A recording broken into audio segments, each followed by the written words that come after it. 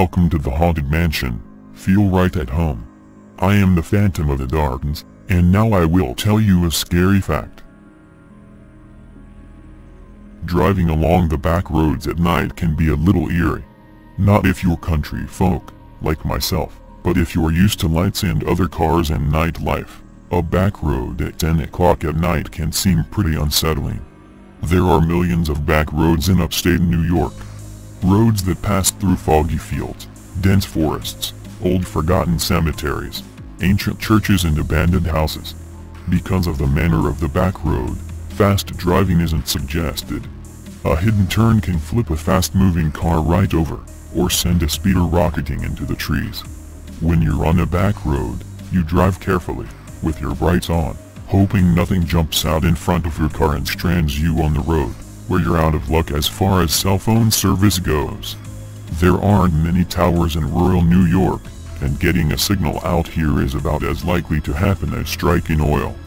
But I'm used to these back roads. I've been driving on them for years, and I usually know how to navigate one pretty easily.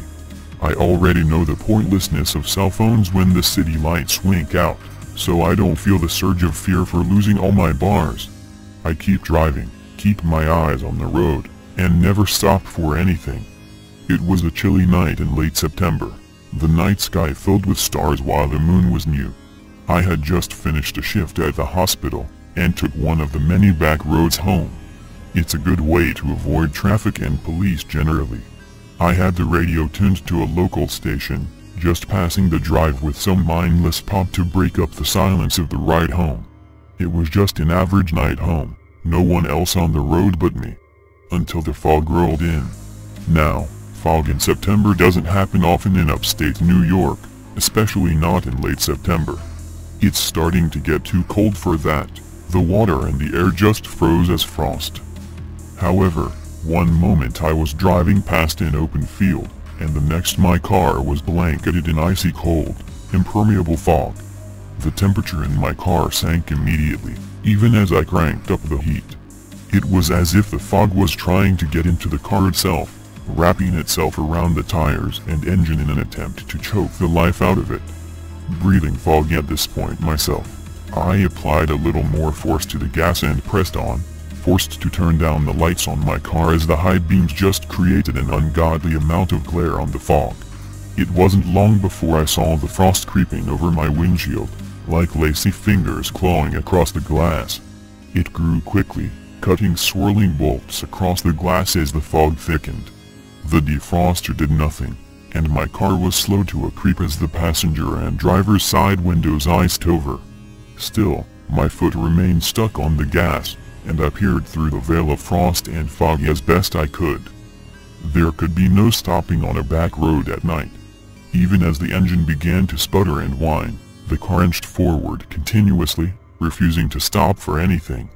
At some point, I began to become aware of shapes just beyond the frost on the windows. It was impossible to tell what they were under the layer of delicate ice. Impossibly white, but somehow lacking in light, their forms were impossible to discern. The car pressed on at a snail's pace, as the white figures danced closer and closer to the car. They were like sheets caught in the wind, only capable of reflecting what was shown at them. Apparently shapeless. It must have been the interaction of fog with the ice on the glass. I just refused to look at them. No stopping. Do not take your eyes off the road. The fog must have dampened the signal to the radio, because soon the only thing blaring from the speakers was screeching static, garbled words thrown in from the mangled bubblegum pop song that was playing just a moment earlier. It was when the words started to make sense again that I shut the radio off entirely. Whatever was coming out of there now, it certainly wasn't music, and it definitely wasn't helping me drive anymore. I would have taken Justin Bieber over. Whatever that was. But it seemed to coalesce with the motions the white figures outside the car were making. The car kept moving, and my eyes stayed on the road. The creaking and groaning the engine was making was starting to turn into a steady thumping. At least I assumed that it was the engine making the thumping, until the sound started to rattle the back seat windows. My fingers tightened on the steering wheel, and the thumps turned to desperate scrapes. nails dragging down the iced-over glass. I didn't look back at what was making the sound. I didn't even blink, my mouth and eyes starting to dry out as the scraping was accompanied by a different sound. A steady, incoherent, hideous gurgling. The white figures had gathered, dancing around the car, skirting around the front of it as it pressed into their ranks and past them. Faces pressed against the iced-over windows, sometimes revealing faces, or half of faces. Sunken, beady eyes, lips that had been chewed to ribbons, or noses that were either barely there or had long since been eaten away. Nails screamed over the mental hell of my car, the gurgling both pathetic and horrifying as the car occasionally hit an especially giving bump. It rolled over the lump slowly, and it was impossible to miss the organic, visceral crunch under the tires. Words were mouthed against the glass, pleas distorted by pulped tongues and rotted throats.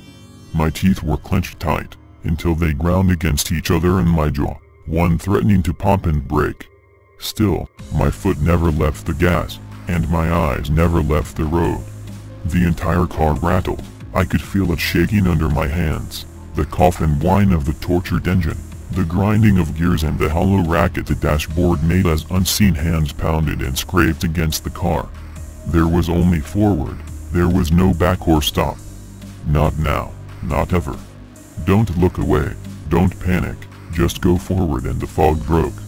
The car inched out of the mire, and almost immediately the ice began to melt from the windshield. The engine sputtered once and then roared. The tires churned up grit beneath it before I slammed on the gas and rocketed through the rest of the ride home. Don't look back, don't stop. I made it back to my house an hour later, and was quick to run into my warm room and bury myself under my blankets. My dad had a few questions further the next day. He wanted to know who had keyed my car up so badly at the hospital the other day. Each door on the car had long, raking marks down it, the sheen of the metal underneath glaring through. I told him I didn't know. I think I'll be taking the main road home tonight. Join us, subscribe,